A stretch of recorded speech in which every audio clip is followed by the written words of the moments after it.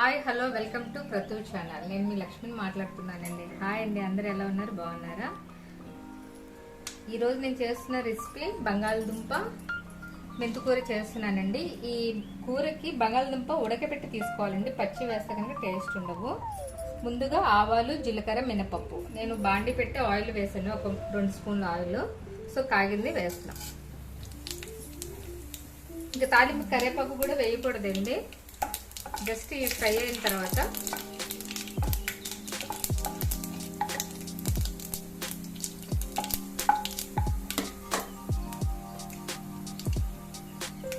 కొద్దిగా అల్లం వెల్లిపాయ పేస్ట్ వేస్తాం.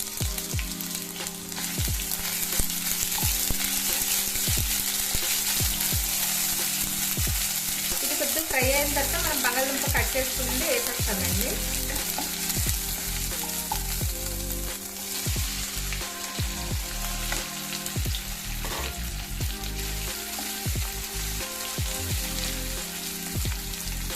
ఇలా ట్రై చేయండి, చాలా బాగుంటుంది కూర.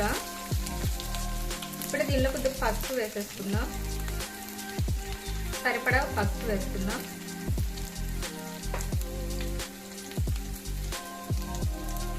సాల్ట్ సరిపడా.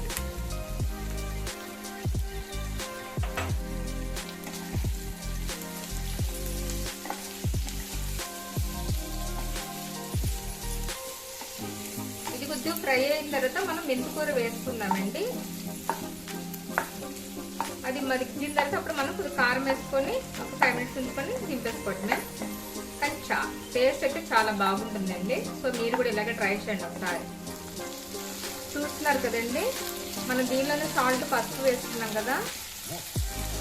ఇప్పుడు కొద్దిగా మగ్గింది. ఇప్పుడు మనం ఆకుకూర వేసుకున్నాము. ఈ మెంతికూర అయితే ఏది ఉందో మనం చిన్న కట్ చేసుకున్నామంట కడిగి. నేను మెంతికూర కొద్దిగా ఎక్కువ తీసుకున్నానండి, దగ్గర 10 కట్టల దాకా తీసుకున్నాను. బంగాళదుంపకి మెంతికూర ఎక్కువ ఉంటేనే బాగుంటుంది. ఇంకే పొడి మసాలాలు, ఏ గరం మసాలాలు లేవండి దీనిలోని. ఓన్లీ కొద్దిగా అల్లం వెల్లిపాయ పేస్ట్ వేసాము. పిల్లల దగ్గర నుంచి పెద్దవాళ్ళ దాకా అందరు తినొచ్చు కర్రీ. మ్యాక్సిమం సమ్మర్లో మట్టికి మసాలాలు తగ్గించుకోండి. వీక్లీ వన్స్ అలాగైతే పర్లేదు, డైలీ అంటే కష్టం మసాలాలతోనే. కాసేపు మూత పెట్టేస్తున్నాం.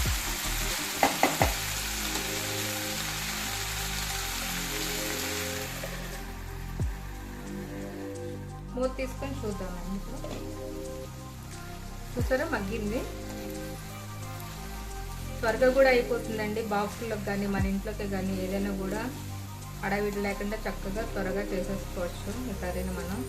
టేస్ట్ అయితే అదిరిపోతుందండి. నేను చెప్పిన విధానంగా చేసుకోండి, టేస్ట్ అయితే చాలా బాగుంటుంది.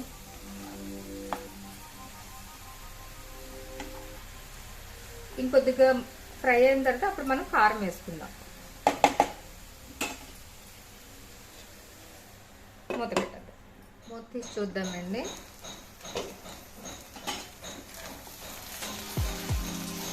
ఇప్పుడు ఫ్రై అయింది, కంప్లీట్ ఆకు కూడా మర్చిపోయింది. ఇప్పుడు మనం కారం వేసుకుందాం.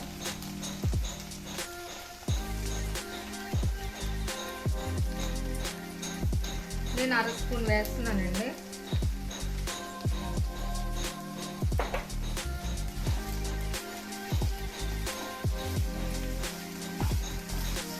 సో ఇంతేనండి, ఇంతే సింపుల్గా అయిపోతుందండి కర్రీ అయితే. స్మెల్ అయితే అదిరిపోతుంది, ఎందుకంటే మనం మెంతాకు వేసాం కాబట్టి మంచి స్మెల్ వస్తుంది.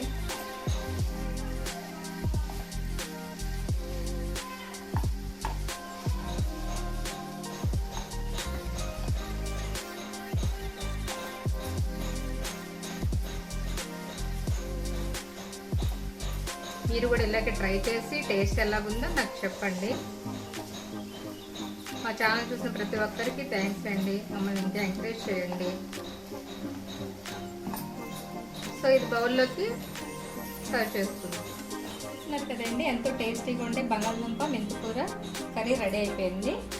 నేను చెప్పిన విధానంగానే చేసుకోండి, ఆకుకూర ఎక్కువ వేసుకోండి, చాలా చాలా బాగుంటుంది. సో ఎంత ఫ్రెండ్స్. ఓకే ఫ్రెండ్స్, చూస్తున్నారు కదా ఈరోజు చేసిన బంగాళదుంప మెంతికూర కర్రీ. మీకు కనుక నచ్చినట్టయితే లైక్ చేయండి, షేర్ చేయండి, కామెంట్ చేయండి. అలాగే సబ్స్క్రైబ్ చేయడం మాత్రం మర్చిపోకండి.